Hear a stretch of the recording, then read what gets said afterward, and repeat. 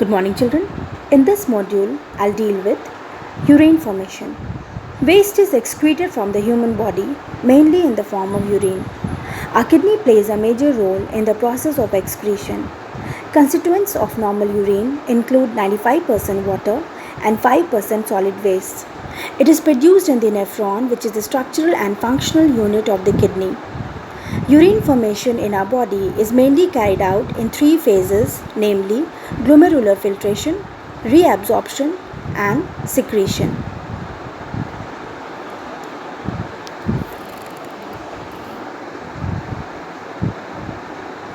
The mechanism of urine involves the following steps. Glomerular filtration occurs in the glomerulus where blood is filtered. This process occurs across the three layers: epithelium of Bowman's capsule, endothelium of glomerular blood vessels, and a membrane between these two layers. Blood is filtered in such a way that all the constituents of the plasma reach the Bowman's capsule except proteins. Therefore, this process is known as ultrafiltration.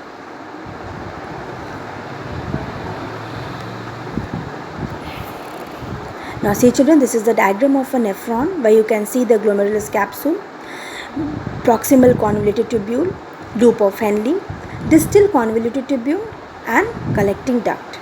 Practice this diagram and learn for your exam. Next step is reabsorption. Around 99% of the filtrate obtained is reabsorbed by the renal tubules. This is known as reabsorption. This is achieved by active and passive transport.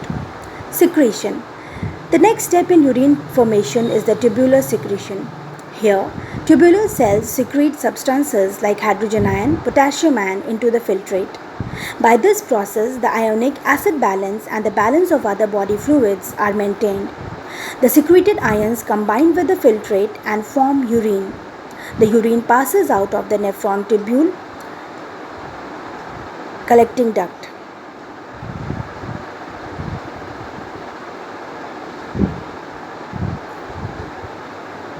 The urine. The urine produces 95% water and 5% nitrogenous waste. Waste such as urea, ammonia, creatinine are excreted in the urine. Apart from these, the potassium, sodium, and calcium ions are also excreted. Now, osmoregulation is the process of regulating body fluids and its composition. It maintains the osmotic pressure of the blood and helps in the homeostasis. This is why it is recommended to consume more water, about 2 to 3 liters, which help in the proper functioning of our kidneys. Osmoregulation is the process of maintaining homeostasis of the body. It facilitates diffusion of solutes and water across the semi-permeable membrane, thereby maintaining osmotic balance. Now at the end children, I would just like to summarize the key points on urine formation and osmoregulation. Urine is formed in three main steps: glomerular filtration, reabsorption, and secretion. It comprises of 95% water, 5% waste, and certain ions. This was in this module children. I'll meet with next chapter in our next module. Thank you.